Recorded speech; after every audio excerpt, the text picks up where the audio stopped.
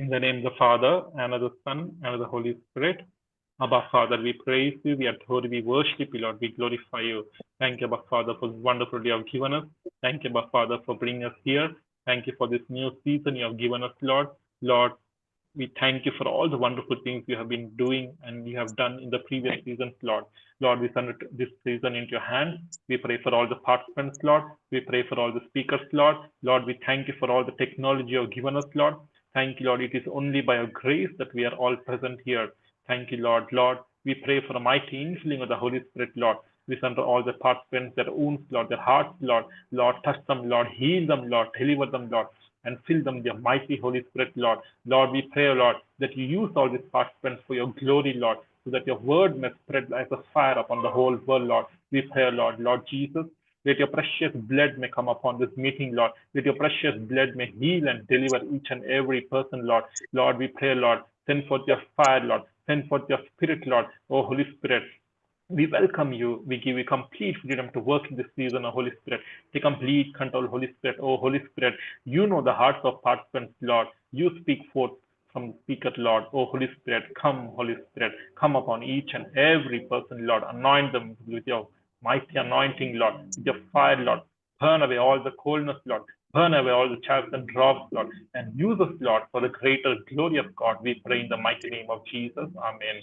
Let us all unmute and repeat this prayer together. Heavenly Father, in the name of Jesus.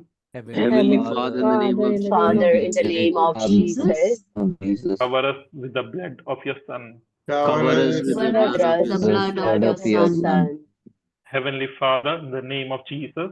Heavenly Father, in the name of in the name of Jesus, Build a wall of fire around us. build a wall of fire wall of fire around us. Heavenly Father, in the name of Jesus. Heavenly Father, in the Heavenly name of Father, in the name of Jesus. Jesus, Let your mighty angels encamp around us day and night.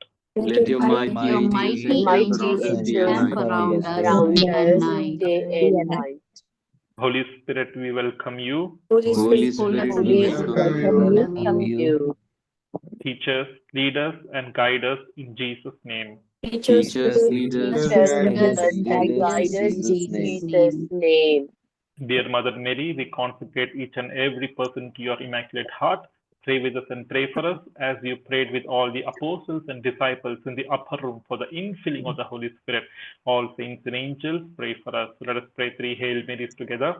Hail Mary, full of grace, Lord is with you. for this Maria, Mother blessed of are God, you amongst women, blessed is the fruit of your womb, Jesus. Holy Mary, Mother of Mary, God, Mother of God, For us pray for sinners, us now now and at the and hour at of the our hour death. of our Amen. death. Amen. Hail Mary, Hail Mary, full full of of grace, Praise grace, Lord, Lord is with Lord is you. with Blessed you. are are you you amongst amongst Blessed is women, the women, blessed is the blessed fruit is of the your fruit womb, of your Jesus. womb, Blessed Mother of Hail God. Mary, Mother of Mother of God, God, Mother pray of for us God, sinners, pray now for and us at the now hour of and Mary, our at death. the hour of Amen. our grace, death. Lord is with you. Hail Hail Mary, Mary, Hail full Mary, of full of grace, the grace, Lord the is Grace, with the Lord is you. Lord with is you. with blessed you. are you Blessed Are are among you you women, amongst among women, women. and blessed is Blessed the is the fruit of fruit your of Blessed is your the womb, fruit of womb. your Jesus. womb, Jesus. Holy Holy Mary, Mary, Mother of Holy God, Mary, Lord, pray for Mother us of pray God, sinners, for us. today and now at the hour of and at our the hour death. of at the our hour death. of Amen. our Amen. death. Amen.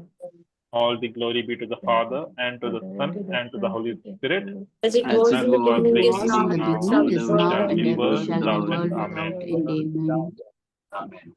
So we are very glad here to introduce you all to Brother Nandan John. I know him since 97 when I came to Divine and I was in Divine.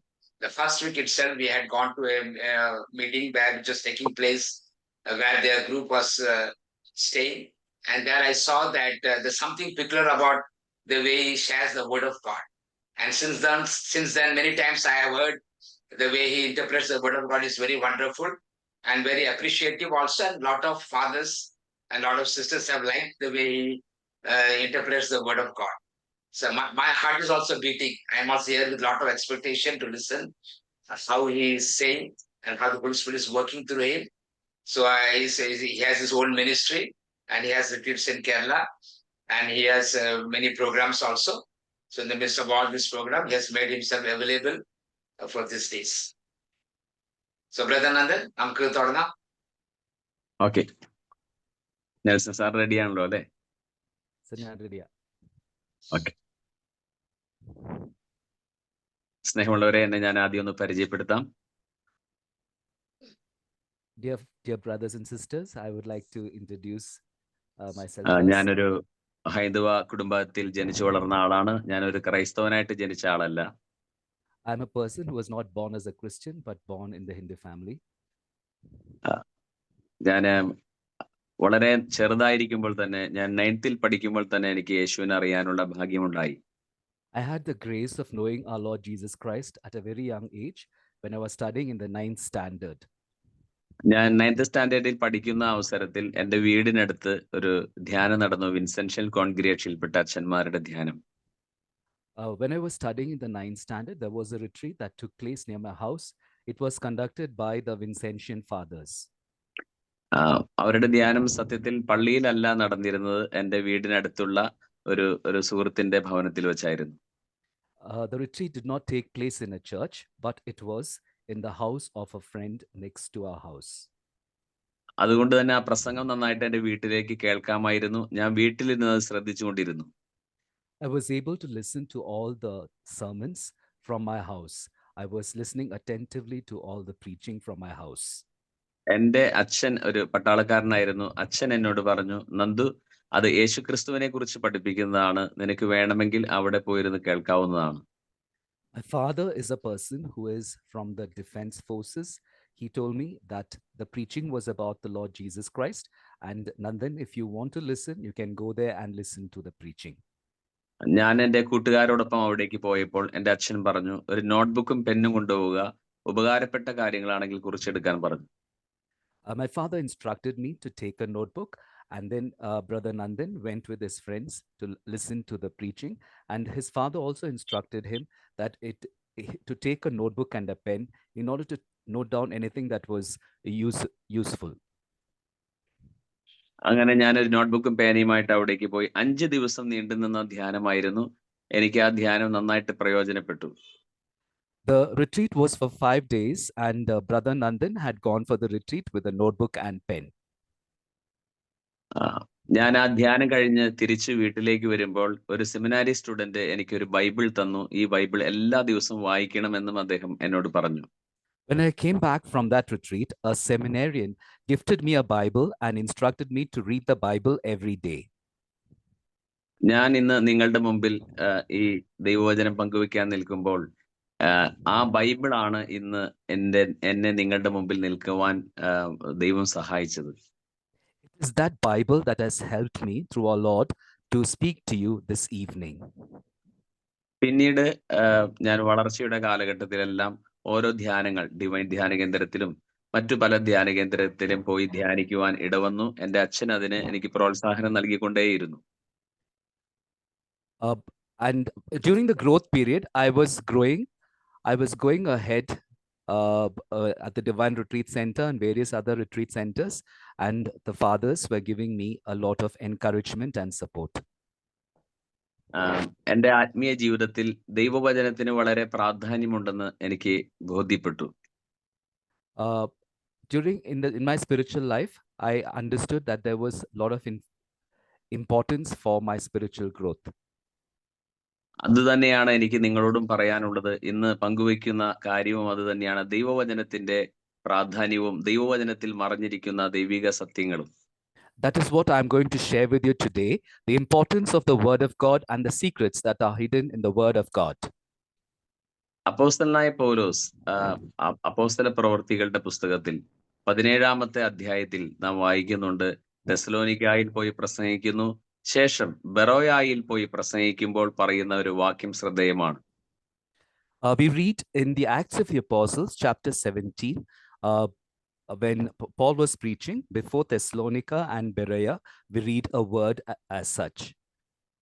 പ്രവൃത്തികളുടെ പുസ്തകത്തിൽ 17-ന്റെ 11-ാം വാക്യത്തിൽ അപ്പോസ്തലനായ പൗലോസ് പറയുന്നു, ബെറോയായിൽ പോയി പ്രസംഗിച്ചപ്പോൾ അവിടെയുള്ള audience പൗലോസ് പറയുന്ന കാര്യങ്ങൾ അങ്ങനെ തന്നെയാണോ എന്നറിയുവാൻ ദൈവവചനം നോക്കി അവർ പരിശോധിക്കുമായിരുന്നു.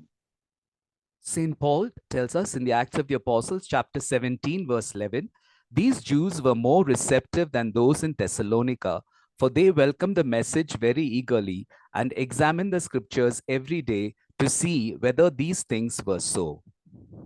ദൈവവചനം കേൾക്കുന്ന എല്ലാവർക്കും ഈ ഗുണം ഉണ്ടായിരിക്കണം. പ്രസംഗിക്കുന്ന ആശയങ്ങൾ ദൈവവചനത്തിൽ ഉണ്ടോ എന്ന് പരിശോധിക്കേണ്ടത് നമ്മുടെ ഉത്തരവാദിത്തമാണ്. We need to examine and see that the importance that we give for the word of God. ദൈവവചനത്തിൽ നമ്മുടെ കർത്താവായ യേശു ക്രിസ്തു താൻ വളർന്ന സ്ഥലമായ നസ്രത്തിൽ പ്രസംഗിക്കുന്നതിനെ കുറിച്ച് ലുക്കായുടെ സുവിശേഷം 4:18 പറയുന്നുണ്ട്. Luke, Gospel of Saint Luke, chapter 4, verse 18 tells us about the Lord's preaching in the Lord's preaching of the word of God. അവിടെ നമ്മുടെ കർത്താവായ യേശു ക്രിസ്തു പറയുന്നത് അന്ധർക്ക് കാഴ്ചയും ബന്ധിതർക്ക് മോചനവും അടിച്ചമർത്തപ്പെട്ടവർക്ക് സ്വാതന്ത്ര്യം നൽകുവാനാണ് ഞാൻ വന്നിരിക്കുന്നത് എന്നാണ്. Lord tells us in the Gospel of Luke, chapter 4, verse 18, the Spirit of the Lord is upon me because he has anointed me to bring good news to the poor. He has sent me to proclaim release to the captives and recovery of sight to the blind, to let the oppressed go free. എല്ലാവർക്കും സ്വാതന്ത്ര്യം നൽകുവാനാണ് യേശു ക്രിസ്തു വന്നതെന്ന് നാം അവിടെ കാണുന്നു. We see here that the Lord Jesus Christ came to give deliverance to all. നാം ഇങ്ങനെ ചിന്തിക്കുക, ജയിലിൽ കഴിയുന്ന ഒരു വ്യക്തി, അദ്ദേഹം 10 വർഷത്തോളം ജയിലിൽ കിടന്നു, നാളെ അദ്ദേഹത്തിന് ജയിലിൽ നിന്ന് പോകാം എന്ന് പറഞ്ഞാൽ സ്വതന്ത്രനാവുകയാണ്. തലേ ദിവസം അദ്ദേഹം ജയിൽ മുറിക്കുള്ളിൽ എന്തായിരിക്കും ചെയ്യുക? Imagine there is a person who has been in prison for 10 years and he is informed that he is going to be set free tomorrow. What would be happening in his mind? ഞാൻ ചിന്തിക്കുന്നു, അദ്ദേഹം ഒരുപക്ഷെ അദ്ദേഹത്തിന് കൊടുക്കാൻ വെച്ചിരിക്കുന്ന ആഹാരം കഴിച്ചതിന് ശേഷം ആ പാത്രത്തിൽ തട്ടി ശബ്ദമുണ്ടാക്കി അദ്ദേഹം സന്തോഷിക്കുകയായിരിക്കും. കാരണം നാളെ അദ്ദേഹത്തിന് വീട്ടിൽ പോകാം, അദ്ദേഹത്തിന് സ്വാതന്ത്ര്യം കിട്ടുന്ന ദിവസമാണല്ലോ. I feel that that person would, after eating his food, he would make a lot of noise with the vessels because he feels that he will be free tomorrow and he will be going home tomorrow. സ്വാതന്ത്ര്യം നമ്മുടെ കർത്താവായ യേശു ക്രിസ്തു നമുക്ക് നൽകുന്ന ഏറ്റവും വലിയ അനുഗ്രഹമാണ് സ്വാതന്ത്ര്യം എന്ന് പറയുന്നത്. One of the greatest blessings that our Lord Jesus Christ gives us is freedom. ധാരാളം ആളുകൾ ചിന്തിക്കുന്നു, സ്വാതന്ത്ര്യം എന്ന് പറഞ്ഞാൽ എനിക്ക് തോന്നുന്നതെല്ലാം ചെയ്യാൻ കഴിയുന്നതാണ് സ്വാതന്ത്ര്യം. അതാണ് സ്വാതന്ത്ര്യം എന്ന് പലരും തെറ്റിദ്ധരിക്കുന്നു. Most of us ignorantly feel that freedom is the freedom to do anything that we wish. എന്നാൽ വേദപുസ്തകത്തിൽ സ്വാതന്ത്ര്യത്തെക്കുറിച്ച് പറയുന്നത് നമുക്ക് ശരിയായി പരിശോധിക്കാം. Let us examine what the word of God tells us clearly about freedom. നമുക്ക് ഭാരതീയരായ നമുക്ക് 1947 ബ്രിട്ടീഷുകാരുടെ അടിമത്തത്തിൽ നിന്ന് സ്വാതന്ത്ര്യം കിട്ടി എങ്കിലും സത്യത്തിൽ നമ്മുടെ ആന്തരിക മനുഷ്യൻ സ്വതന്ത്രനാണോ എന്ന് നമ്മൾ പരിശോധിക്കേണ്ടതുണ്ട്. As Indians, we know that we have received our independence and freedom in the year 1947. But as spiritual persons, we need to examine and see whether we have really received freedom. നമ്മുടെ കർത്താവ് ലുക്കായുടെ സുവിശേഷത്തിൽ 4:18 അന്തർഗ കാഴ്ചയും അടിച്ചമർത്തപ്പെട്ടവർക്ക് സ്വാതന്ത്ര്യത്തെക്കുറിച്ച് പറഞ്ഞത് നാം വായിച്ചു കേട്ടല്ലോ. എന്നാൽ ഇതിന്റെ പഴയ നിയമ പശ്ചാത്തലം നമ്മളൊന്ന് മനസ്സിലാക്കേണ്ടതുണ്ട്. We have seen in the Gospel of Luke, chapter 4, verse 18, the Lord telling us that he has come to set the captives free and to give us freedom. And we also need to see it in the context of the Old Testament. വേദപുസ്തകത്തിലെ പഴയ നിയമത്തിൽ ലേവ്യ പുസ്തകത്തിന്റെ 25-ാമത്തെ അധ്യായത്തിലാണ് ഇതിനെക്കുറിച്ച് നമുക്ക് ശരിയായിട്ട് മനസ്സിലാക്കാൻ സാധിക്കുക. We are able to understand about it clearly from the book of Leviticus, chapter 25. ലേവ്യ പുസ്തകം 25-ാമത്തെ അധ്യായത്തിൽ ദേശവാസികൾക്കെല്ലാം സ്വാതന്ത്ര്യം പ്രഖ്യാപിക്കുന്ന ഒരു ദിവസത്തെക്കുറിച്ച് മോശ പറയുന്നുണ്ട്. Moses speaks about freedom for all the citizens on a particular day in the book of Leviticus, chapter 25. POC ബൈബിളിൽ അതിനെ ജൂബിലി വർഷം എന്നാണ് പറയുക. The POC Bible calls it as the year of Jubilee. എന്നാൽ മറ്റു പ്രൊട്ടസ്റ്റന്റ് ബൈബിളിലൊക്കെ യോബേൽ വർഷം എന്ന വാക്കാണ് ഉപയോഗിച്ചിരിക്കുന്നത്. യോബേൽ വർഷം എന്ന് പറഞ്ഞാൽ 50-ാം വർഷം എന്നർത്ഥം. The Protestant versions of the Bible call it as the Yobel year. It means 50th year. Israel ജനം ഈജിപ്തിന്റെ അടിമത്തത്തിൽ നിന്ന് കുഞ്ഞാടിന്റെ രക്തത്താൽ വിമോചിതമായി അവർ കനാൻ നാട്ടിലെത്തി. The people of Israel were freed by the blood of the lamb, and they reached the land of Canaan. Israel ജനത്തിന് Egyptian അടിമത്തം മാത്രമല്ല ഉണ്ടായിരിക്കുന്നത്. The people of Israel were not only enslaved in Egypt, അവർക്ക് Assyrian അടിമത്തം ഉണ്ടായിട്ടുണ്ട്. they were also slaves of the Assyrians. അവർക്ക് Babel അടിമത്തം ഉണ്ടായിട്ടുണ്ട്. They were also slaves of the Babylonians. അവർക്ക് റോമാക്കാരുടെ അടിമത്തം ഉണ്ടായിട്ടുണ്ട്. They were also enslaved by the Romans. അവർക്ക് പലപ്പോഴും അവരുടെ ജീവിതത്തിൽ അടിമത്തങ്ങളുടെ സമയമാണ് ഏറെയും ഉണ്ടായിരിക്കുന്നത്. Most of the time, they were enslaved by one kingdom or the other. യേശുക്രിസ്തു യഹൂദന്മാരോട് പറഞ്ഞു, പാപം ചെയ്യുന്നവൻ പാപത്തിന്റെ അടിമയാണ്. Jesus told the people of Judah that one who sins becomes a slave to sin. അപ്പോൾ യഹൂദന്മാർ പറഞ്ഞു, ഞങ്ങൾ ആരുടെയും അടിമകളല്ല, അബ്രഹാമാണ് ഞങ്ങളുടെ പിതാവെന്ന്. The Jews told Jesus that we are not slaves to anyone, we are children of Abraham. അവരത് പറയുമ്പോൾ തന്നെ റോമാക്കാരുടെ അടിമത്തത്തിലായിരുന്നു. When they told that, they were already slaves to the Romans. സത്യത്തിൽ അവർക്ക് മനസ്സിലാകുന്നില്ല തങ്ങൾ അടിമകളായിരുന്നു എന്ന് അവർ മനസ്സിലാക്കുന്നില്ല. In truth, the Jews did not realize that they were slaves. ഇതുപോലെ തന്നെ ധാരാളം പേര് ഇന്ന് പാപത്തിന്റെ അടിമത്തത്തിൽ കഴിയുന്നു. Just like that, so many people are slaves to sin today. ലേവ്യ പുസ്തകം 25-ാമത്തെ അധ്യായത്തിൽ 50-ാം വർഷം ജൂബിലി ആഘോഷിക്കണം എന്ന് തിരുവചനം സ്പഷ്ടമായി പഠിപ്പിക്കുന്നു. The word of God in the book of Leviticus chapter 25 tells clearly that we need to celebrate the Jubilee on the 50th year. 50-ാം വർഷം കാഹളമൂതുമ്പോൾ when the 50th year comes. കാഹളം means trumpet. When the trumpet blows on the 50th year, ദേശവാസികൾക്കെല്ലാം സ്വാതന്ത്ര്യം കൊടുക്കേണ്ടതുണ്ട്. they need to give freedom to all the citizens of the land. ആരെങ്കിലും അടിമകളായി ആണെങ്കിൽ അവരെ സ്വതന്ത്രമായി വിട്ടയക്കണം. If at all someone is a slave, they need to be set free on the Jubilee year. ആരുടെയെങ്കിലും ഭൂമി കച്ചവടം ചെയ്ത് നഷ്ടപ്പെട്ടിട്ടുണ്ടെങ്കിൽ അത് തിരികെ കിട്ടേണ്ട ദിവസമാണ് ജൂബിലി വർഷം. If any land is bound by debt, that has to be set free and returned to the owner. അപ്പോൾ നമ്മൾ മനസ്സിലൊന്ന് ചിന്തിക്കണം, കാഹളത്തിന്റെ ശബ്ദം മുഴങ്ങി കേൾക്കുമ്പോൾ അടിമകളായിരിക്കുന്ന മനുഷ്യർക്ക് സന്തോഷമാണ്, സ്ഥലവും വീട് നഷ്ടപ്പെട്ടവർക്ക് സന്തോഷമാണ്. കാരണം അതെല്ലാം അവർക്ക് തിരികെ കിട്ടുന്ന ദിവസമാണ് ജൂബിലി വർഷം. When the trumpet blows, it is a sign of joy for people who have lost their land and their houses. So it is a time that they will be able to get back their land, their house, and their citizenship on the Jubilee year. ഇത് യേശുക്രിസ്തുവിന്റെ ക്രൂശുമരണത്തിലൂടെ മനുഷ്യന് കിട്ടാനിരിക്കുന്ന വിമോചനത്തിന്റെ ഒരു നിഴലാണ് അവിടെ രേഖപ്പെടുത്തിയിരിക്കുന്നത്. This is just a shadow of the deliverance and the freedom that people were going to get from the crucifixion of our Lord Jesus Christ. രാഷ്ട്രപിതാവായ Gandhiji പറഞ്ഞു, പഴയ നിയമത്തിലെ ദൈവം രക്തദാഹിയായ ദൈവമാണെന്ന്. Mahatma Gandhi ji has said that in the Old Testament, the Lord in the Old Testament is one who is thirsting for blood. എന്നാൽ Bible സൂക്ഷ്മത്തിൽ പരിശോധിച്ചാൽ സ്നേഹവാനായ ദൈവത്തെയാണ് നാം കാണുന്നത്. When we examine the Bible, we only see a God of love. ലേവ്യ പുസ്തകം 25-ൽ നാം ഇപ്പോൾ കാണുകയുണ്ടായി, നഷ്ടപ്പെട്ട ഭൂമി തിരിച്ചു കിട്ടുന്നു, അടിമകളായി പോയവർ സ്വതന്ത്രരാകുന്നു. അങ്ങനെ എന്തെല്ലാം നഷ്ടപ്പെട്ടുവോ അതെല്ലാം അവർക്ക് വീണ്ടെടുക്കുന്ന അല്ലെങ്കിൽ തിരിച്ചു കിട്ടുന്ന അനുഭവമാണ് വേദപുസ്തകം നമുക്ക് വരച്ചു കാണിക്കുന്നത്.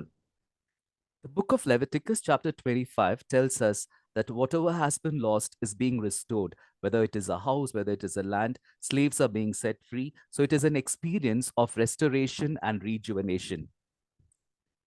യഹൂദരെ സംബന്ധിച്ച് ആഴ്ചയിൽ ഒരു ദിവസം സാബത്താണ്. അതുപോലെ വർഷങ്ങളുടെ സാബത്ത് 6 വർഷം കഴിഞ്ഞാൽ 7-ാമത്തെ വർഷം സാബത്ത് വർഷമാണ്. In the experience of the Jews, they have the Sabbath day in a week. After 6 days, the 7th day is a Sabbath. In the same way, after 6 years, The 7th year is the Sabbath year. പിന്നീട് വർഷങ്ങളുടെ ഏഴ് വർഷങ്ങൾ 7 ഗുണം 7 അപ്പോൾ 49 വർഷം എന്ന് കിട്ടും. ആ 49 വർഷം കഴിഞ്ഞ് 50-ാമത്തെ വർഷമാണ് ഈ മഹാജൂബിലി. So when we multiply 7 years by 7, after 49 years, the 50th year is being celebrated as the Jubilee year. ആ ജൂബിലി വർഷം നടക്കുന്നത് മഹാപാപ പരിഹാര ബലി അഥവാ ഗ്രേറ്റ് അറ്റോൺമെന്റ് ഡേ എന്ന് പറയുന്ന ആ ദിവസം, അതായത് വർഷത്തിന്റെ 7-ാം മാസം 10-ാം ദിവസമാണ് ഈ ആചരണം നടത്തേണ്ടത്. During the Jubilee year, they celebrate the Great Atonement Day on the 7th month on the 10th day. അത് യേശുക്രിസ്തുവിന്റെ ക്രൂശ് മരണത്തിന്റെ നിഴൽ രൂപമാണ് അവിടെ നാം കാണുന്നത്. This is a reflection of the crucifixion of our Lord Jesus Christ. നിങ്ങൾക്ക് അതിനെക്കുറിച്ച് കൂടുതൽ പഠിക്കണമെങ്കിൽ ലേവ്യ പുസ്തകം 16-ാമത്തെ അധ്യായം ശരിയായി വായിച്ച് ധ്യാനിച്ചാൽ മതിയാകും. If we need to understand this more, we can read in the book of Leviticus chapter 16. അപ്പോൾ ലേവ്യ പുസ്തകം 25-ാമത്തെ അധ്യായത്തിൽ സ്വാതന്ത്ര്യം കൊടുക്കുന്ന ഒരു ദൈവത്തെ നാം പരിചയപ്പെടുന്നു. In the book of Leviticus chapter 25, we read about a God who gives us freedom. പിന്നീട് നമ്മൾ വേദപുസ്തകത്തിൽ യെശയ്യാ പ്രവചനം 61-ാമത്തെ അധ്യായത്തിലേക്ക് കടന്നു വരുമ്പോൾ In the book of Isaiah chapter 61, when we come across such a God who gives us freedom. യെശയ്യാ പ്രവചനം 61-ാമത്തെ അധ്യായം തന്നെയാണ് നമ്മുടെ കർത്താവായ യേശുക്രിസ്തു യഹൂദരുടെ സിനഗോഗിൽ പ്രസംഗിക്കാൻ എഴുന്നേറ്റ് നിന്നപ്പോൾ കിട്ടിയത് യെശയ്യായുടെ പ്രവചനം 61-ാമത്തെ അധ്യായം തന്നെയാണ്. When Jesus got up to read the word of God in the synagogue of the Jews, it was Isaiah chapter 61 that he had got. യെശയ്യായുടെ പ്രവചനം 61-ാമത്തെ അധ്യായത്തിന്റെ 2 മുതൽ വാക്യങ്ങൾ ഹൃദയം തകർന്നവരെ ആശ്വസിപ്പിക്കാനും തടവുകാർക്ക് മോചനവും ബന്ധിതർക്ക് സ്വാതന്ത്ര്യവും പ്രഖ്യാപിക്കാനും കർത്താവിന്റെ കൃപാവത്സരവും നമ്മുടെ ദൈവത്തിന്റെ പ്രതികാര ദിനവും പ്രഘോഷിക്കാനും വിലപിക്കുന്നവർക്ക് സമാശ്വാസം നൽകാനും എന്നെ അയച്ചിരിക്കുന്നു. The book of Isaiah chapter 61 verses 2 onwards.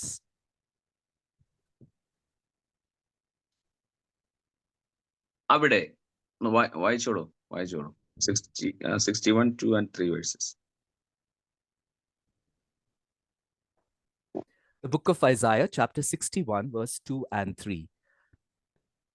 To proclaim the year of the Lord's favor and the day of vengeance of our God, to comfort all who mourn, to provide for those who mourn in Zion, to give them a garland instead of ashes, the oil of gladness instead of mourning, the mantle of praise instead of a faint spirit.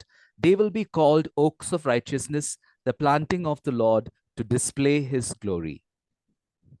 യെശയ്യായുടെ പ്രവചനം 61-ാമത്തെ അധ്യായത്തിൽ നമ്മുടെ കർത്താവ് യെശയ്യാ പ്രവാചകൻ പറഞ്ഞ കർത്താവിന്റെ കൃപാവത്സരവും നമ്മുടെ ദൈവത്തിന്റെ പ്രതികാര ദിനവും പ്രഘോഷിക്കാനും എന്ന വാക്യം, 2-ാമത്തെ വാക്യം യെശയ്യാ 61-ന്റെ 2-ാം വാക്യത്തിന്റെ 2-ാം ഭാഗം, കർത്താവിന്റെ കൃപാവത്സരവും നമ്മുടെ ദൈവത്തിന്റെ പ്രതികാര ദിനവും പ്രഘോഷിക്കാനും എന്നുള്ള വാക്ക് പുതിയ നിയമത്തിൽ ലൂക്കായുടെ സുവിശേഷത്തിൽ യേശുക്രിസ്തു വായിക്കുമ്പോൾ കൃപാദിനത്തെ കുറിച്ച് മാത്രമാണ് വായിച്ചത്, പ്രതികാര ദിനത്തെ കുറിച്ച് കർത്താവ് വായിച്ചിട്ടില്ല.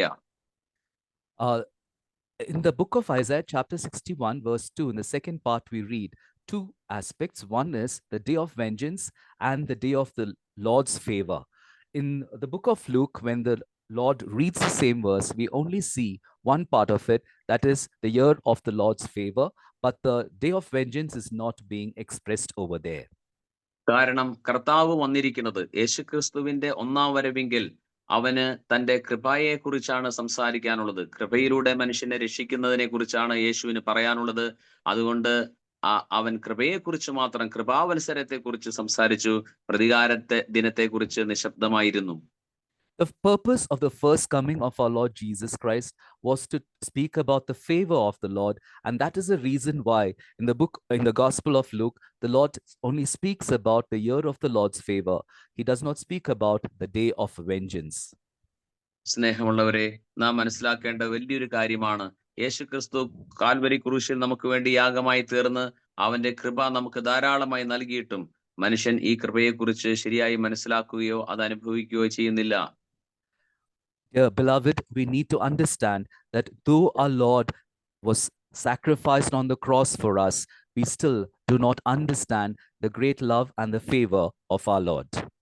യോഹന്നാന്റെ സുവിശേഷം 1-ാമത്തെ അധ്യായത്തിന്റെ 17-ാം വാക്യത്തിൽ നാം ഇങ്ങനെ വായിക്കുന്നു, എന്തെന്നാൽ നിയമം മോശ വഴി നൽകപ്പെട്ടു, കൃപയും സത്യവുമാകട്ടെ യേശുക്രിസ്തു വഴി ഉണ്ടായി.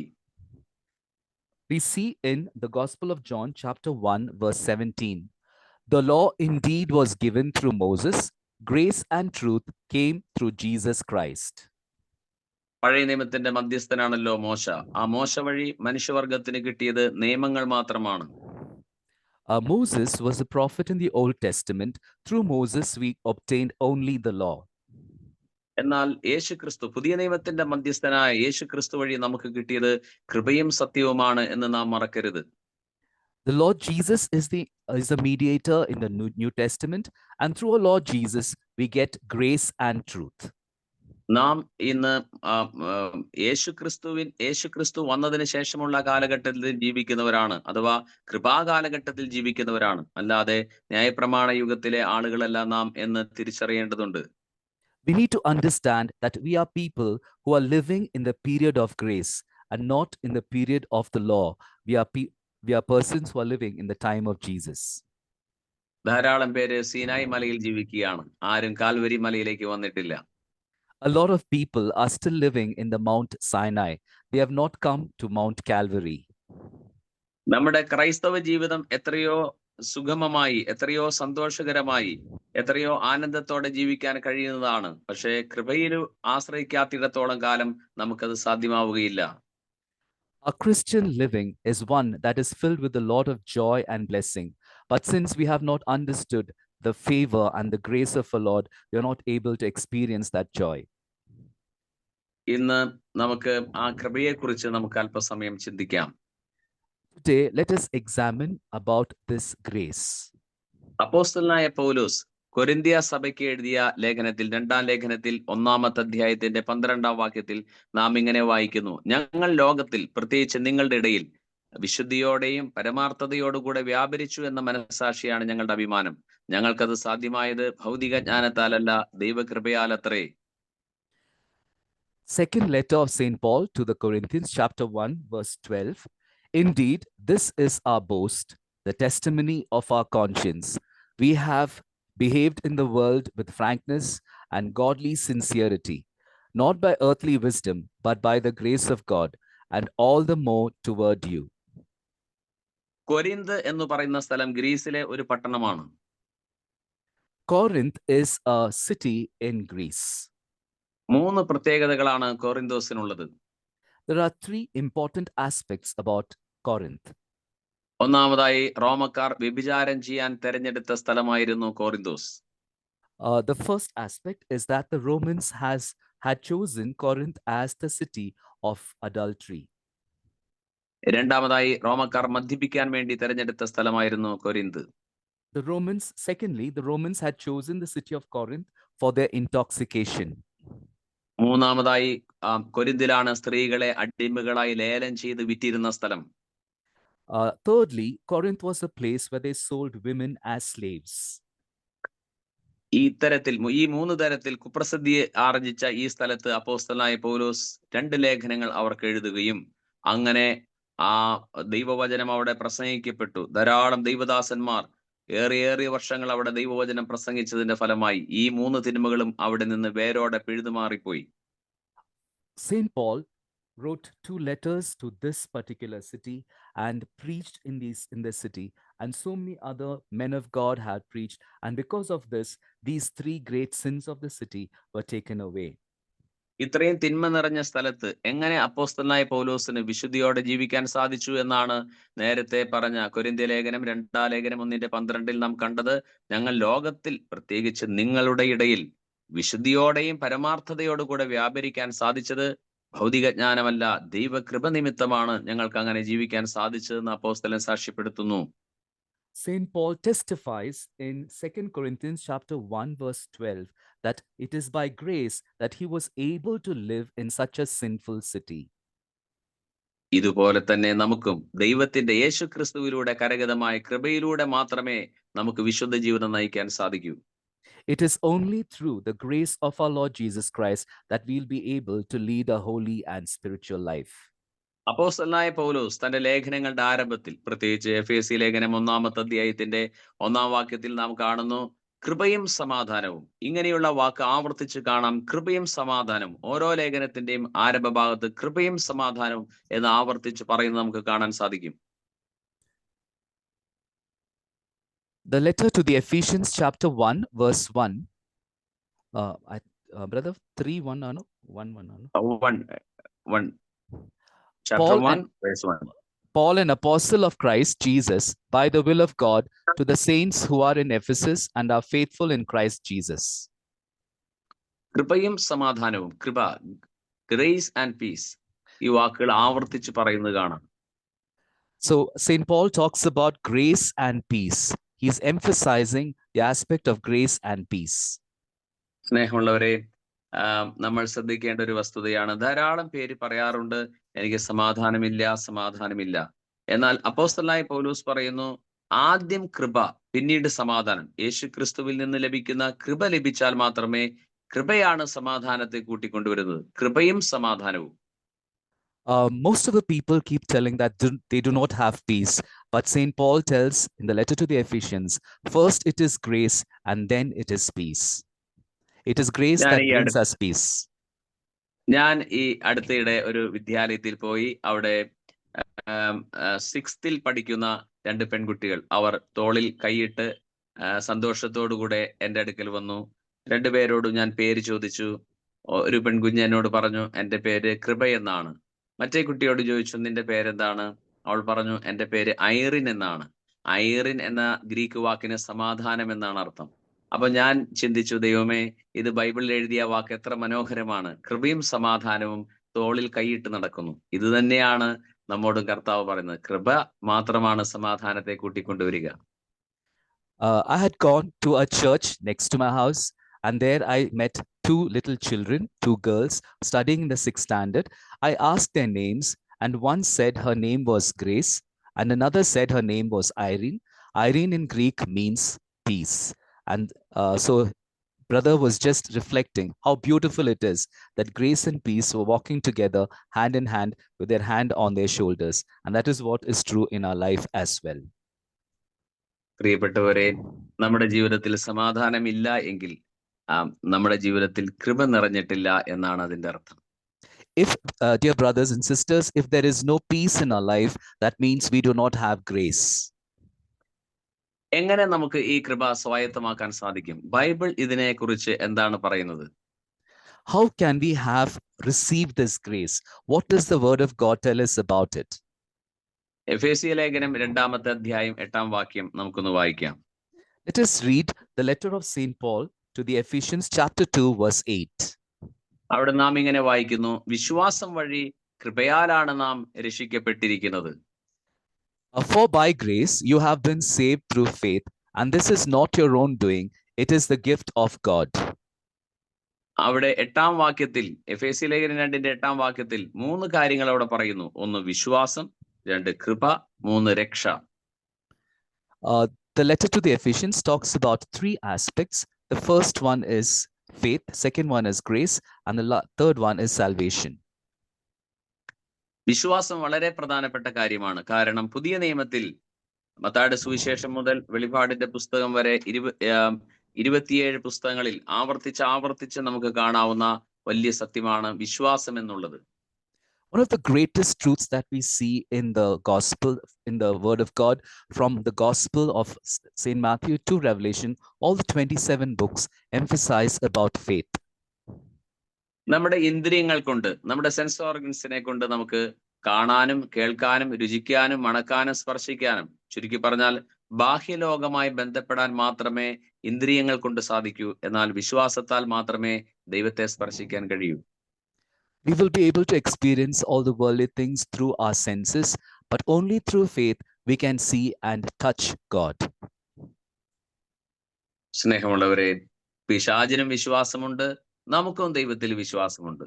എന്നാൽ പിശാചിന്റെ വിശ്വാസവും നമ്മുടെ വിശ്വാസവും തമ്മിൽ എന്താണ് വ്യത്യാസം? Dear beloved, the evil one also has faith in God, even we have faith in God. What is the difference between these two types of faiths?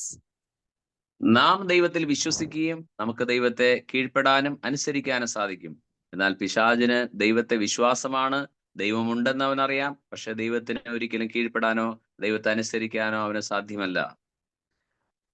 We have faith in God and we obey the Lord, but the evil one has faith in God, knows that God exists, but does not obey the Lord. സ്നേഹമുള്ളവരെ, നമ്മുടെ കർത്താവായ യേശു ക്രിസ്തുവിൽ നാം യഥാർത്ഥത്തിൽ വിശ്വസിക്കുമെങ്കിൽ യേശുവിൽ നിന്ന് ദിവ്യമായ ഒരു ശക്തി അഥവാ കൃപ നമ്മളിലേക്ക് ഒഴുകി വരുന്നത് നമുക്ക് അനുഭവിക്കാൻ സാധിക്കും. When we have faith in our Lord Jesus Christ, we will be able to get the power of grace from him. അമ്മയുടെ ഉദരത്തിൽ കഴിയുന്ന ഒരു കുഞ്ഞ്, ആ കുഞ്ഞിന്റെ പൊക്കിൾ കൊടി അമ്മയുടെ ഗർഭാശയ ഭിത്തിയുമായി ഒട്ടിയിരിക്കുന്നു. അമ്മ കഴിക്കുന്ന ആഹാരത്തിന്റെ, അമ്മ ശ്വസിക്കുന്ന ഓക്സിജന്റെ പങ്കെല്ലാം ഈ പൊക്കിൾ കൊടി ബന്ധത്തിലൂടെ കുഞ്ഞിന് കിട്ടുന്നു. A child that is conceived receives food from the I'm not able to get the umbilical cord. Umbilical cord. Through the umbilical cord is receiving the food from the mother. മറ്റൊരു ഉദാഹരണം, ഒരു കുഞ്ഞ് ആകാശത്തിൽ പട്ടം പറപ്പിക്കുമ്പോൾ കുഞ്ഞും പട്ടവും തമ്മിൽ ഒരു ചരടിൽ ബന്ധമുണ്ട്. പട്ടം ചരട് പൊട്ടിപ്പോയി എന്ന് പറഞ്ഞാലും കുട്ടിക്ക് ഈ ചരടിൽ തൊടുമ്പോഴറിയാം പട്ടം ദൂരെ എവിടെയോ പറക്കുന്നുണ്ടെന്ന്. കുട്ടിയും പട്ടവും തമ്മിൽ ഒരു ചരടിൽ ഒരു ബന്ധമുണ്ട്. When a child is flying a kite, they are connected with a thread, and whenever the when the child touches the thread, he or she knows that the kite is still flying. So there is a kind of a bond between the child and the kite through the thread. ഇതുപോലെ തന്നെയാണ് ആത്മീയത. ആത്മീയത ക്രിസ്തുവുമായിട്ടുള്ള ആത്മബന്ധമാണ്, അല്ലാതെ അനുഷ്ഠാനമല്ല. Our spirituality is a connection with our Lord Jesus Christ. It is not an observance. സ്നേഹമുള്ളവരെ, അതുകൊണ്ടൊരു rituals അല്ല. അപ്പോ നമുക്ക് യേശു ക്രിസ്തുവുമായിട്ടുള്ള ഒരു ആത്മബന്ധമാണ് വേണ്ടത്, അനുഷ്ഠാനമല്ല. പലരും അനുഷ്ഠാനത്തെ ആത്മീയതയായി തെറ്റിദ്ധരിക്കുന്നു.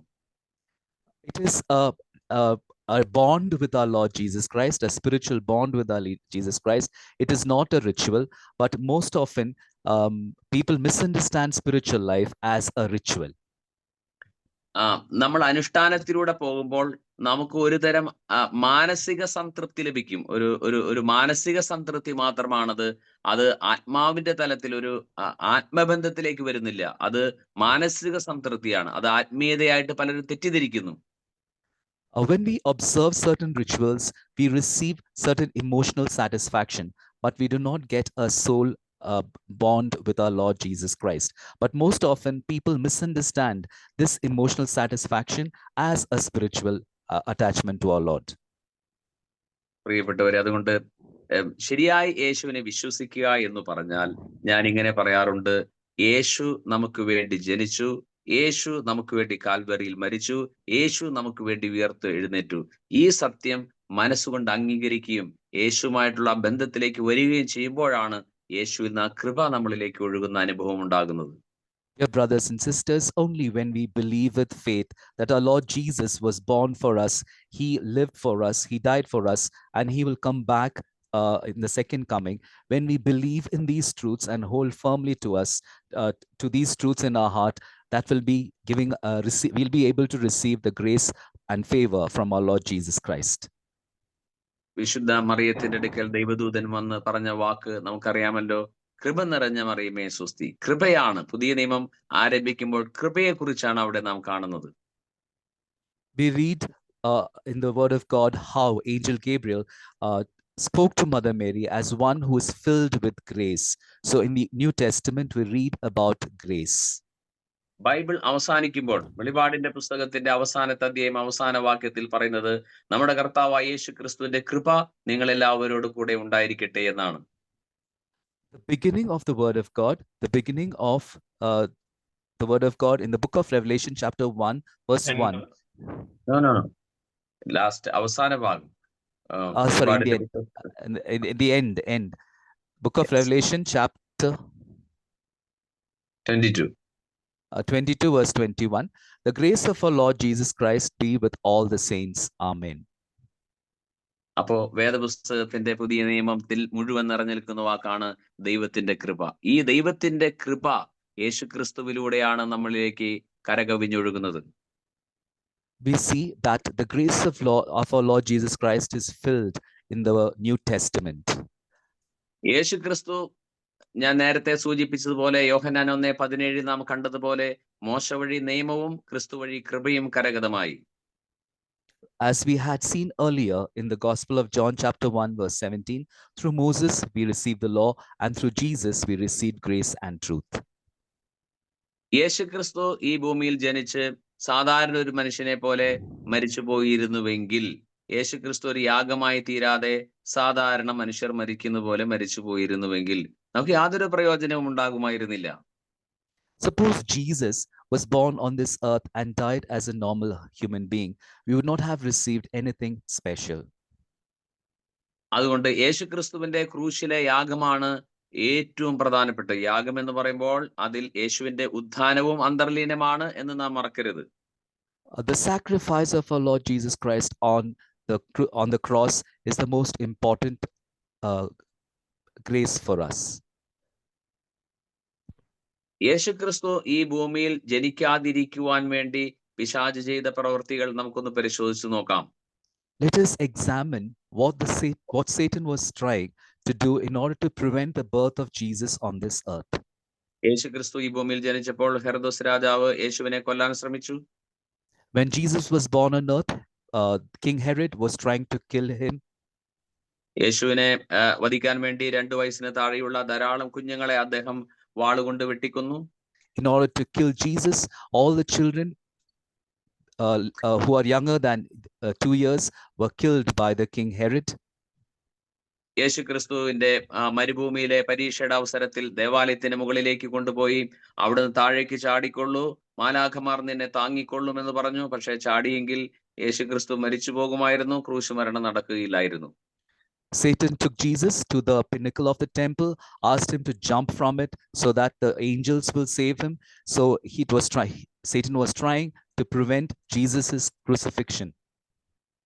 പിന്നീട് നമുക്ക് കാണാം, പുതിയ നിയമത്തിൽ തന്നെ യേശുക്രിസ്തു വള്ളത്തിൽ പോകുന്ന അവസരത്തിൽ കൊടുങ്കാറ്റുണ്ടായി, വള്ളം മുക്കുവാനും യേശുക്രിസ്തുവിനെ വധിക്കാനും ശ്രമിക്കുന്നത് നമുക്ക് കാണാൻ സാധിക്കും.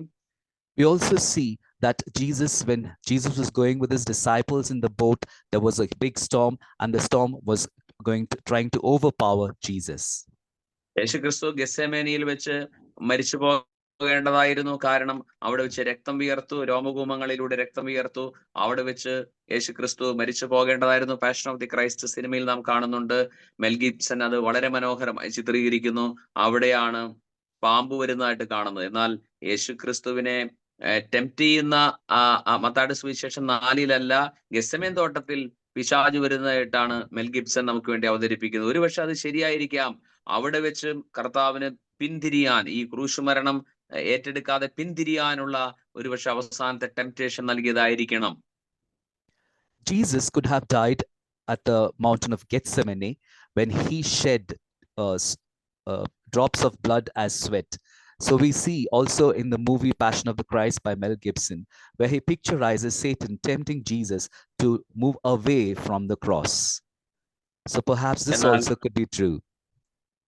എന്നാൽ നമുക്കറിയാം, നമ്മുടെ കർത്താവ് പിതാവായ ദൈവം നിശ്ചയിച്ച പോലെ കാൽവരിയിൽ യാഗമായി തീർന്നു, മനുഷ്യരക്ഷ സാധ്യമാക്കി.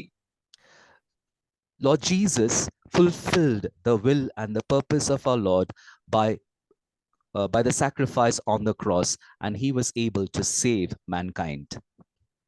പക്ഷേ പ്രിയപ്പെട്ടവരെ, ഇന്ന് പിശാചിന്റെ ഏറ്റവും വലിയ പ്രവർത്തനം എന്താണ്? നമ്മുടെ കർത്താവായ യേശുക്രിസ്തു നമുക്ക് വേണ്ടി ക്രൂശിൽ മരിച്ചിട്ടും ആ ക്രൂശ് മരണത്തിലേക്ക് മനസ്സുയർത്താതെ, യേശുവിൽ നിന്ന് കൃപ സ്വീകരിക്കാതെ മറ്റു പലതരത്തിലുള്ള ഭക്തികളിലേക്ക് മനുഷ്യൻ തിരിഞ്ഞു.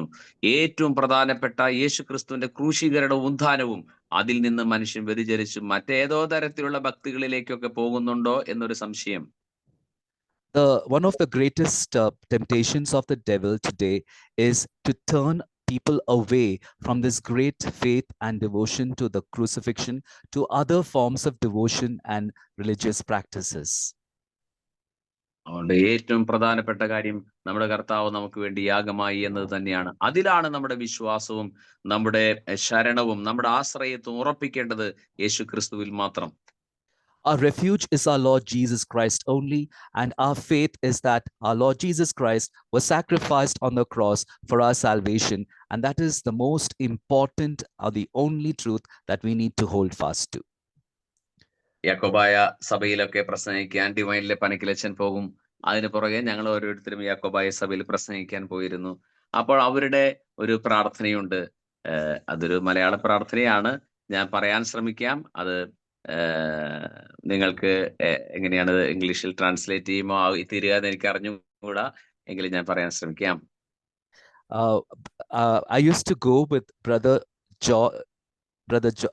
George Panakil, Father George Panakil, to preach to the Jacobite church, and they have a particular prayer. So I'm going to recite the prayer in Malayalam, and let us see how we can translate into English. അവരിങ്ങനെ പ്രാർത്ഥിക്കുന്നു: കർത്താവേ, നിന്റെ കൃപ സമുദ്രം പോലെയും ഞങ്ങളുടെ പാപങ്ങൾ ഒരു തുള്ളി ചെളി പോലെയുമാണല്ലോ. ഒരു തുള്ളി ചെളിക്ക് ഈ സമുദ്രത്തെ കലക്കാനാവില്ലല്ലോ. കർത്താവേ, നിന്റെ കൃപ സമുദ്രം പോലെയും ഞങ്ങളുടെ പാപങ്ങൾ ഈ സമുദ്രത്തോട് താരതമ്യം ചെയ്യുമ്പോൾ ഒരു തുള്ളി ചെളി പോലെയുമാണ്. ഒരു തുള്ളി ചെളിക്ക് ഈ സമുദ്രത്തെ കലക്കാനാവില്ലല്ലോ.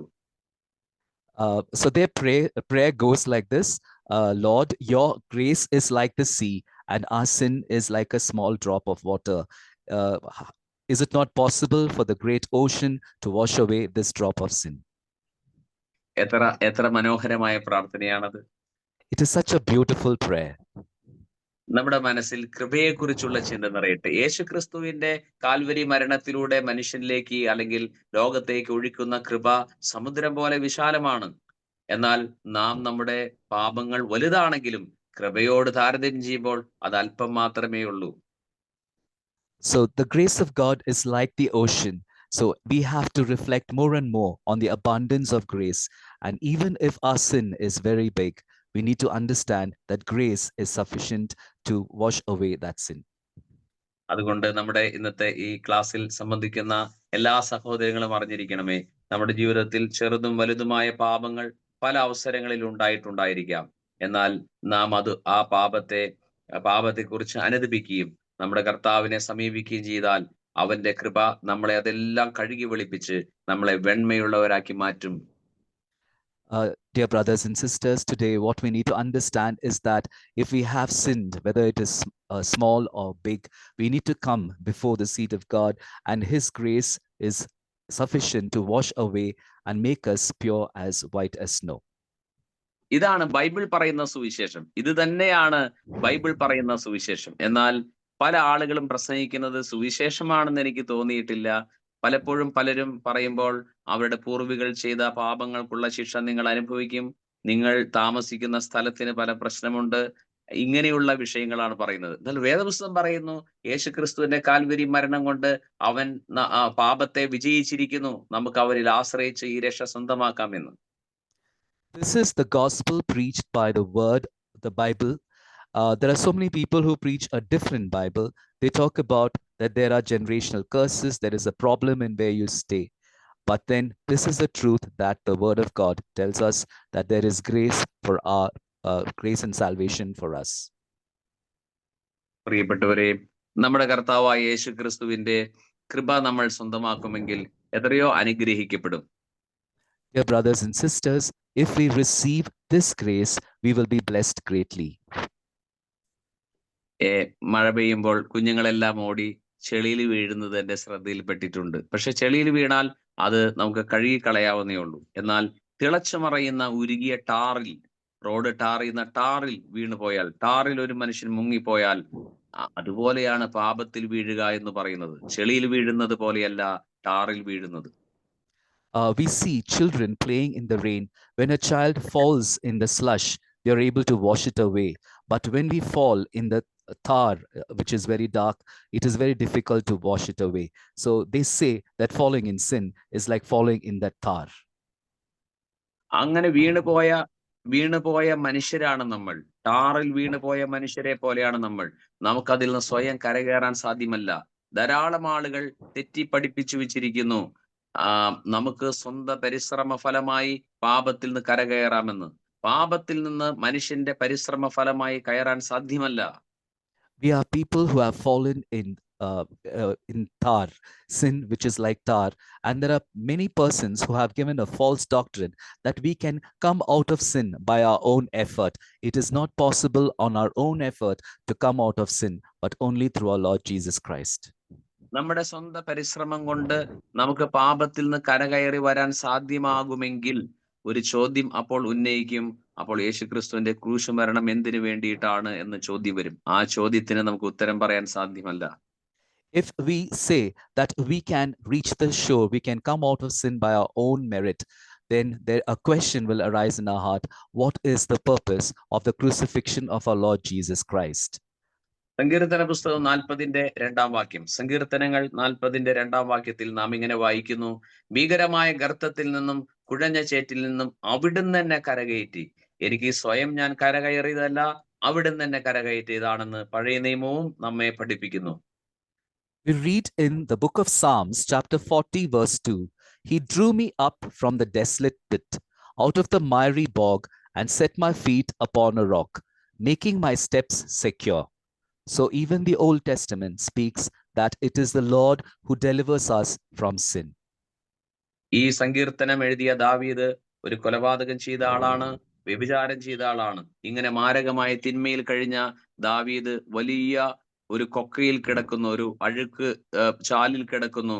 അദ്ദേഹത്തിന് സ്വയം കയറി വരാൻ സാധിക്കുന്നില്ല. ഒരു കാൽ ചെളിയിൽ നിന്ന് വലിച്ചൂരുമ്പോൾ മറ്റേ കാൽ താണു പോകുന്നു, ആ കാല് വലിച്ചൂരുമ്പോൾ ഈ കാല് ചെളിയിലേക്ക് താണു പോകുന്നു. അപ്പോൾ അദ്ദേഹം ദൈവത്തെ വിളിച്ച് കരഞ്ഞു, കർത്താവിനെ രക്ഷിക്കണമെന്ന്. കർത്താവ് അദ്ദേഹത്തിന്റെ കക്ഷത്തിൽ കൂടെ കൈയിട്ട് പൊക്കി ഉയർന്ന പാറമേൽ കയറ്റി നിർത്തി. പാറയിൽ നിർത്തി കഴിഞ്ഞാൽ പിന്നെ താണു പോവുകയില്ല. അദ്ദേഹത്തിന് സ്വയം കയറി വരാൻ സാധിച്ചതല്ല, കർത്താവായ ദൈവം അദ്ദേഹത്തെ കര കയറ്റിയതാണ്. This psalm was written by David, who is a murderer and who is an adulterer. So he gives his experience of being in a miry pit. He is sinking in the swamp. When he tries to come out of it by his own effort, when he lifts one leg, the other leg pulls him down. So he is sinking in the miry pit. The Lord pulls him up from the miry pit and sets him upon a rock. Once he is on the rock, there is no falling down. പ്രിയപ്പെട്ടവരെ, നമുക്കും പാപത്തിൽ നിന്ന് കരകയറണമെങ്കിൽ, നമ്മുടേതായിട്ടുള്ള പ്രതിസന്ധികളിൽ നിന്ന് കരകയറണമെങ്കിൽ ദൈവത്തിന്റെ അപരിമേയമായ കൃപയ്ക്ക് മാത്രമേ നമ്മളെ പൊക്കിയെടുക്കാൻ സാധിക്കൂ. നമ്മുടെ പരിശ്രമമല്ല, നമ്മൾക്ക് കർത്താവിലുള്ള വിശ്വാസവും ആശ്രയത്വവുമാണ് നമുക്ക് ഈ പ്രശ്നങ്ങളിൽ നിന്ന്, പാപപ്രശ്നങ്ങളിൽ നിന്ന് ഉയർന്നു വരുവാൻ നമ്മെ സഹായിക്കുന്നത്. Dearly beloved, it is not possible for us to come out of sin only by our own effort. It is only by the grace of God, and only when we have faith in the Lord and seek refuge in the Lord, we will be able to come out of sin. ഞാൻ നേരത്തെ പറഞ്ഞ ഒരു കാര്യം കൂടെ ഒന്നുകൂടെ ഓർമ്മിപ്പിക്കട്ടെ. പഴയ നിയമത്തിന്റെ മധ്യസ്ഥനാണ് മോശ. മോശ വഴി കിട്ടിയ ന്യായപ്രമാണം എന്തിനാണ് പിന്നെ പ്രയോജനപ്പെടുക? പ്രയോജനമില്ലാത്ത ഏതെങ്കിലും കാര്യം ദൈവം തരുമോ? ന്യായപ്രമാണം അല്ലെങ്കിൽ കമാൻഡ്മെന്റ്സ് എന്തിനാണ് പ്രയോജനപ്പെടുക? അതുകൂടെ നാം അറിഞ്ഞിരിക്കേണ്ടതല്ലേ? Once again, let me remind you about Moses. Moses gave the law, and let us also understand the need and the purpose of the commandments. കണ്ണാടിയിൽ മുഖം നോക്കുന്ന ഒരു മനുഷ്യൻ അദ്ദേഹത്തിന്റെ മുഖം കണ്ണാടിയിൽ നോക്കുന്നു. കണ്ണാടിയിൽ മുഖം നോക്കുമ്പോൾ നമ്മുടെ മുഖത്ത് കറുത്ത പാടുകളുണ്ടോ?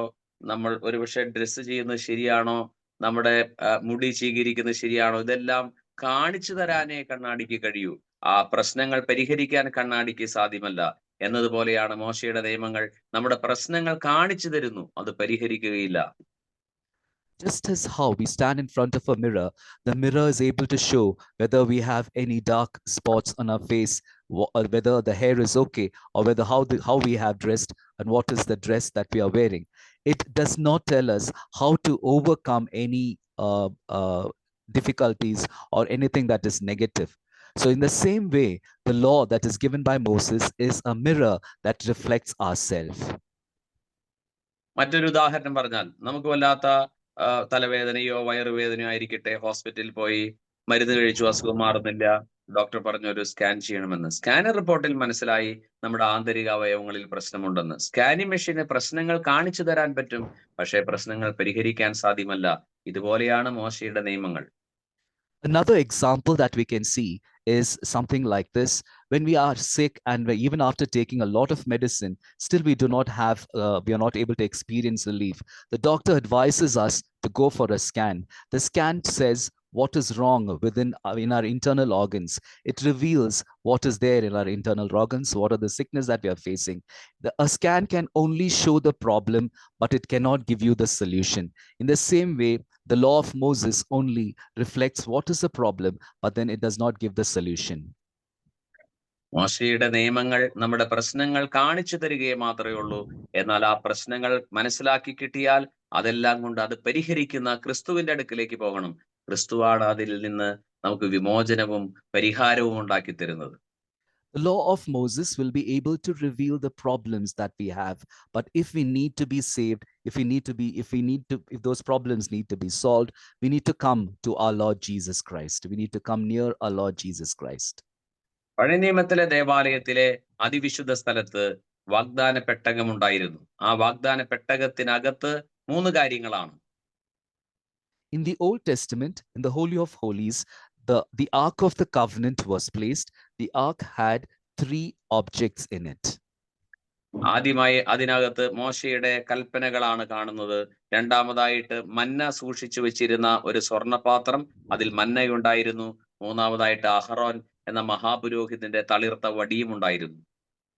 So there were 3 objects that were placed in the Ark of the Covenant. The first one was the commandments of commandments that Moses received from God.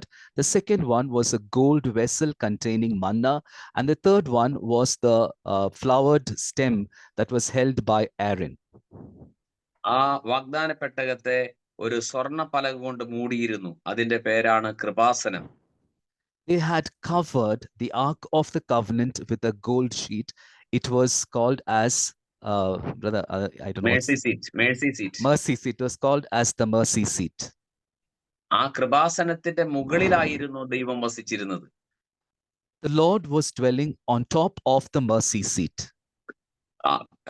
വാഗ്ദാന പെട്ടകത്തിന്റെ അകത്തല്ല ദൈവം വസിച്ചിരുന്നത്, അതിന്റെ മുകളിൽ കൃപാസനത്തിലാണ് ദൈവം വസിച്ചിരുന്നത്. The Lord was not dwelling inside the ark, but on the top of the mercy seat. ശരിയായി ഒന്ന് ചിന്തിച്ചു നോക്കൂ. നിയമം അകത്തിരിക്കുന്നു, കൃപയാണ് മുകളിൽ. കൃപയിലാണ് ദൈവത്തിന്റെ സാന്നിധ്യം. മോശയുടെ നിയമം വാഗ്ദാന പെട്ടകത്തിന്റെ അകത്താണ്, പക്ഷേ കൃപ മുകളിൽ. ന്യായപ്രമാണ നിയമം മോശ വഴി നമുക്ക് ലഭിച്ചു, കൃപയും സത്യവുമാകട്ടെ യേശു ക്രിസ്തു വഴി ഉണ്ടായി. കൃപയിലാണ് ദൈവത്തിന്റെ സഹവാസം എന്ന് നാം മറക്കരുത്. We need to understand that the commandments of Moses were inside, but the grace of God was on the mercy seat. So the commandments are inside, but then we receive the grace only from Jesus Christ, which is on top.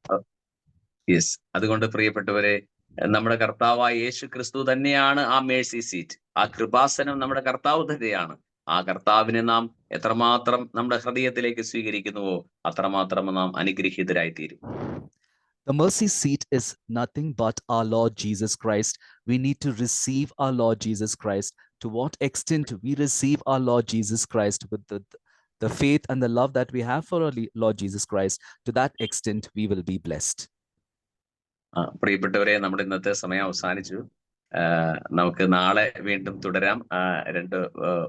നാളെ കഴിഞ്ഞുമാണ് ബാക്കിയുള്ള ഇതിന്റെ തുടർച്ചയായിട്ട് സംസാരിക്കുക. ഇന്നത്തെ സമയം അവസാനിച്ചതുകൊണ്ട് ഞാൻ അവസാനിപ്പിക്കട്ടെ. We have come to the end of today's talk. Let us meet again tomorrow and the after, and then we will continue with the talk. ഒരു നിമിഷം പ്രാർത്ഥിക്കുന്നു. കർത്താവെ, അനുഗ്രഹീതമായ ഈ നല്ല സമയത്തിന് നന്ദി പറയുന്നു. ഈ ധ്യാനത്തിൽ, ഈ ക്ലാസ്സിൽ പങ്കെടുത്ത എല്ലാ പ്രിയപ്പെട്ടവരെയും അങ്ങ് അനുഗ്രഹിക്കണമേ. ഇന്ന് കർത്താവ് ഞങ്ങളോട് സംസാരിച്ച് നന്ദി പറയുന്നു. നാളെയും ഞങ്ങളോട് സംസാരിക്കണമേ. എല്ലാ തടസ്സങ്ങളും മാറ്റണമേ. ദൈവവചനം കേട്ട് എല്ലാവരെയും അനുഗ്രഹിക്കണമേ. യേശുക്രിസ്തുവിന്റെ ധന്യനാമത്തിൽ പ്രാർത്ഥിക്കുന്നു. കൃപയോടെ കേട്ട് അനുഗ്രഹിക്കുമാറാകണമേ. ആമേൻ. Amen.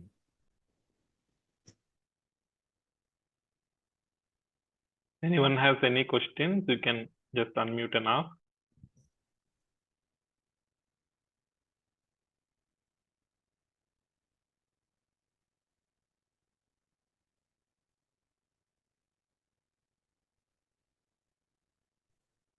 If you have any questions, you can ask.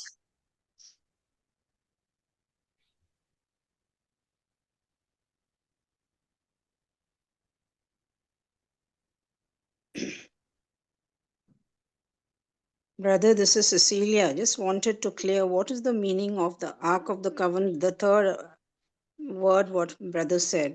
Flower stem, what is the meaning of that? Aaron's can- Aaron's staff, which had flowered, Aaron's staff. uh, Aaron's staff.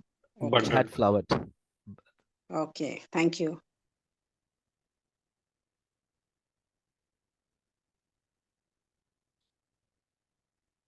Brother, in Paul's letters, Paul speaks about another gospel. I want to know what is that another gospel other than the original one? മറ്റ് Galatians Nelson ബ്രദറെ പറയുന്നത് മറ്റൊരു സുവിശേഷം, അതാണോ അദ്ദേഹം ചോദിക്കുന്നത്? അതാണ് ചോദിക്കുന്നത്. അതെ, ഓക്കെ. അതായത് ഗലാത്തിയ സഭയ്ക്ക് എഴുതിയ ലേഖനത്തിന്റെ ആദ്യ ഭാഗത്ത് ഗലാത്തിയ സഭയ്ക്ക് എഴുതിയ ലേഖനം 6 അധ്യായമുള്ള പുസ്തകമാണ്. ഗലാത്തിയ ലേഖനത്തിന്റെ പ്രതിപാദന വിഷയം യഹൂദന്മാര് മാനസാന്തരപ്പെട്ട് ക്രിസ്ത്യാനികളായി, അതോടൊപ്പം തന്നെ വിജാതീയര് മാനസാന്തരപ്പെട്ട് ക്രൈസ്തവരായി. അപ്പൊ 2 തരം ക്രിസ്ത്യാനികളായി എന്ന് പറഞ്ഞാൽ യഹൂദരിൽ നിന്നും വന്ന ക്രൈസ്തവരും ജാതിയിൽ നിന്നും വന്ന ക്രൈസ്തവരും. യഹൂദ ക്രൈസ്തവരുടെ പ്രത്യേകത എന്താണ്? അവർ പരിച്ഛേദനം ചെയ്തവരാണ്. ജാതികളിൽ നിന്ന് വന്ന അല്ലെങ്കിൽ വിജാതിയിൽ നിന്ന് വന്ന ക്രൈസ്തവർ പരിച്ഛേദനം ചെയ്തിട്ടില്ല. അപ്പൊ ആദ്യത്തെ ഇഷ്യൂ ആയിരുന്നു എന്ത്? യഹൂദരിൽ നിന്ന് വന്ന പരിച്ഛേദനവാദികളെ പോലെ തന്നെ ഈ എന്നെ പോലെ വന്ന വിജാതിര് പരിച്ഛേദനം ചെയ്യണം എന്ന പ്രശ്നമുണ്ടായി. സഭയിൽ ആദ്യത്തെ പ്രശ്നം അതായിരുന്നു. അതാണ് ജെറുസലേം കൗൺസിൽ ആ പ്രശ്നം തീർത്തു. അപ്പോ മറ്റൊരു സുവിശേഷം എന്ന് പറഞ്ഞാൽ നമ്മുടെ കർത്താവായ യേശു ക്രിസ്തുവിൽ വിശ്വസിച്ചാൽ രക്ഷ പ്രാപിക്കാമെന്ന് അപ്പോസ്തലനായ പൗലോസ് പഠിപ്പിച്ചെങ്കിലും യഹൂദന്മാരിൽ പലര് കർത്താവായ യേശുവിൽ വിശ്വസിച്ചാൽ മാത്രം പോരാ, പരിച്ഛേദന കൂടി ചെയ്യണം എന്ന സുവിശേഷത്തിൽ കലർപ്പുണ്ടായി. അതുകൊണ്ടാണ് ഗലാത്യ സഭയ്ക്ക് എഴുതിയ ലേഖനത്തിൽ സാറ് ചോദിച്ച ചോദ്യത്തിന് ഉത്തരം കിടക്കുന്നു. ഗലാത്യ 1:8 ഞങ്ങൾ നിങ്ങളോട് പ്രസംഗിച്ചതിൽ നിന്ന് വ്യത്യസ്തമായ ഒരു സുവിശേഷം ഞങ്ങൾ തന്നെയോ സ്വർഗത്തിൽ നിന്നൊരു ദൂതൻ തന്നെയോ നിങ്ങളോട് പ്രസംഗിച്ചാൽ അവൻ ശപിക്കപ്പെട്ടവനാകട്ടെ. അപ്പൊ അതുകൊണ്ട് ശരിയായ സുവിശേഷം കർത്താവായ യേശുവിൽ വിശ്വസിച്ച് അവനുമായി ബന്ധം സ്ഥാപിച്ച് രക്ഷ പ്രാപിക്കുക എന്നുള്ളതാണ്. അതിന് പരിച്ഛേദനമോ യഹൂദരുടെ മറ്റൊരു ന്യായപ്രമാണോ എന്ന് പറഞ്ഞാൽ യഹൂദരുടെ ചടങ്ങുകൾ അനുസരിക്കേണ്ട കാര്യമില്ല എന്നുള്ളതാണ് പശ്ചാത്തലത്തിലെ സംഭവം. So this question leads us to the letter of St. Paul to the Galatians. So the letter of St. Paul to the Galatians has got 2 parts. It is written to 2 particular communities. One, the Christians who were converts from the Jews, and then the others who were converts to Christians from the Gentiles. So the converts from the Jews were those who were already circumcised, but the converts from the Gentiles were not circumcised. So the circumcised Christians believed that the others also need to be circumcised in order to be saved. But St. Paul tells in Galatians chapter 1 verse 8 that it is faith in the Lord Jesus Christ that gives salvation and not the rituals that were being practiced by the Jews. So we read in Galatians chapter 1 verse 8, but even if we or an angel from heaven should proclaim to you a gospel contrary to what we proclaim to you, let that one be accursed. So the gospel that Paul and the apostles preached is one that we need to just believe and have faith in our Lord Jesus Christ, and it is not needed to practice any other rituals given by earlier Jewish religious tradition. Yes. Thank you, brother. Okay, welcome.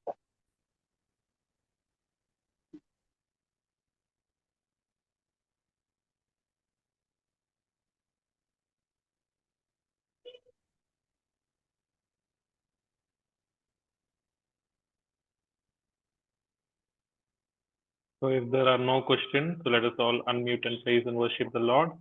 Hallelujah, hallelujah, hallelujah, hallelujah.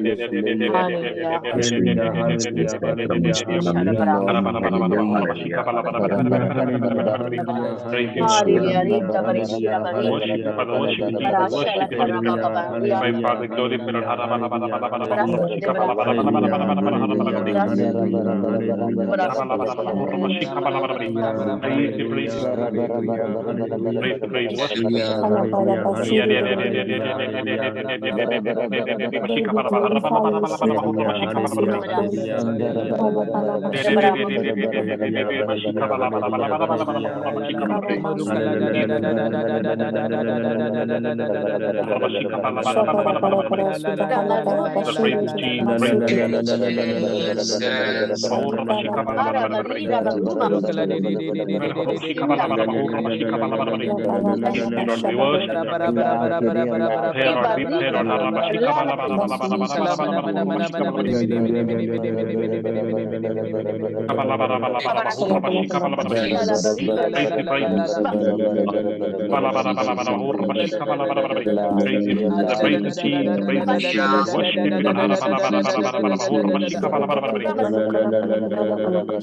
Hallelujah.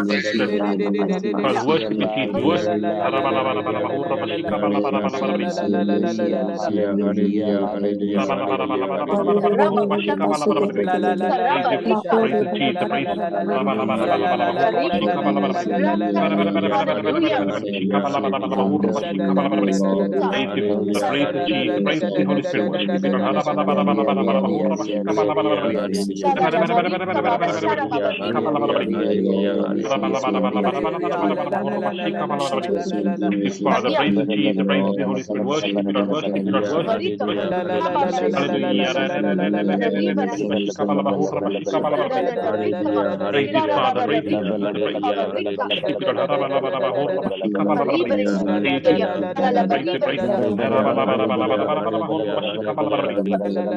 praise you, Jesus, praise you. Worship you, Lord. Father, praise you, Jesus, praise the Holy Spirit. Worship, Lord, I glorify, Lord.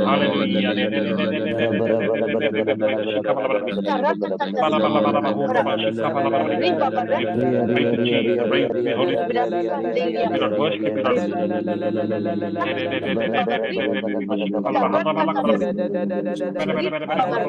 Lord. Praise the Jesus, praise the worship you, Lord. All that you're doing for us, we thank you, Lord.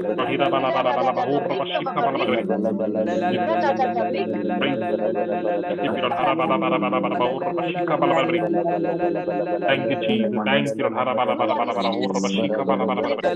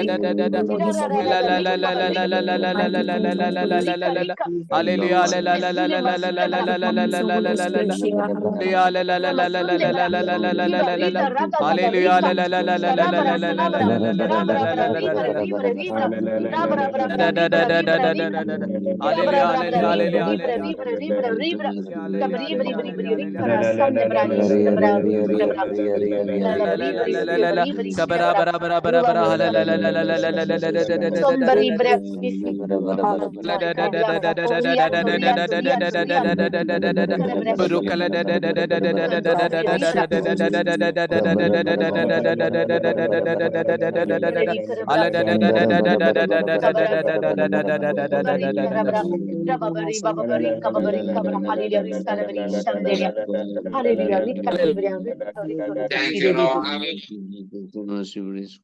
Yes. Yes.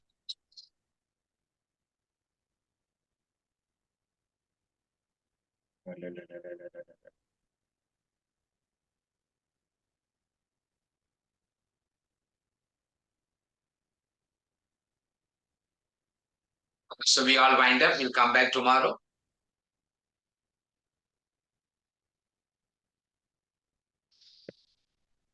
Thank you, Holy Spirit, for leading and teaching us. Thank you, Brother Nandan. All the glory be to the Father, and to the Son, and to the Holy Spirit, As as it it was was in the beginning, beginning, is now, now, and ever and shall shall be, be, world world without without end. end. Amen. Praise the Lord. Hallelujah. Praise the Lord. Praise the Lord. Amen.